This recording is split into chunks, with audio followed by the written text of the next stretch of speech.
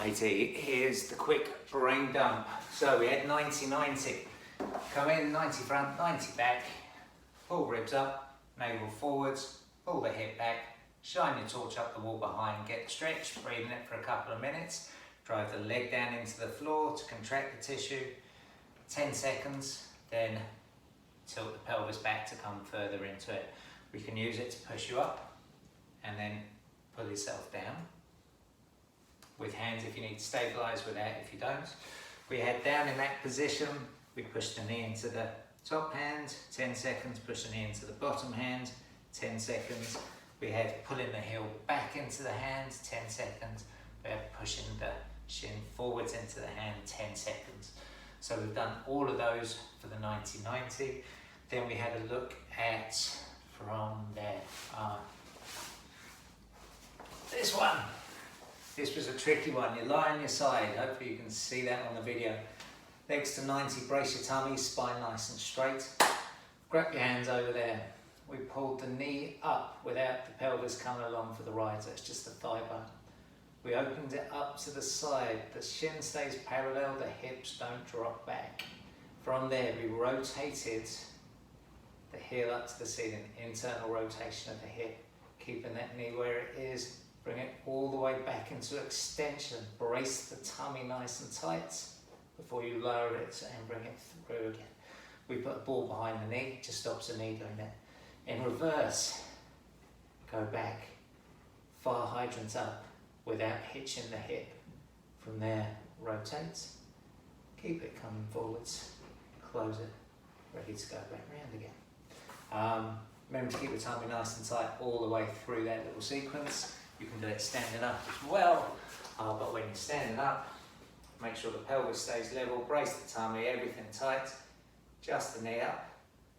Then without the pelvis following around or the hip hiking, comes round. If you want to do the full thing from there, come through in a full circle as well. Then we looked at the calf. There's a couple of nice ones we did actually. If I do it just here, you should be able to see. I had you leaning against the wall. I'll lean you on there, get it out of the way. The calf at the back, we stretch, we reach forwards, we reach out to the side, we reach across to get stretching the different bit of the calves. You can hold it forwards and just swing the leg across to clear out the capsule at the back. We had, so much stuff. We had sitting against the wall. Butterfly position, you place the elbows on there, make sure you're sitting on your sit bones.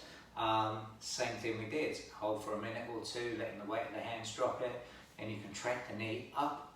So push up into your elbows, block it, you fire up all the inside thighs, then you contract them to pull them away from your hands.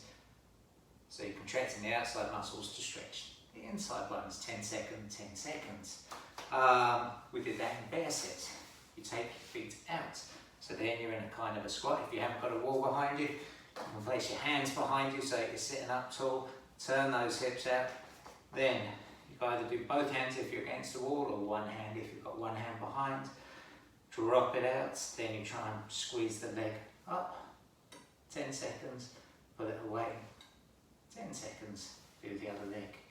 This is a great place to start transitioning into your 90-90s, so then you've got a movement pattern through there, going the other way. We had squats against the wall, lie on your back, put your feet against the wall, keep your back flat, you're in that squat position, watch the telly, enjoy yourself, and then most importantly was not to mash everything up doing your squats, so find your level and put the elastic bands around your knees.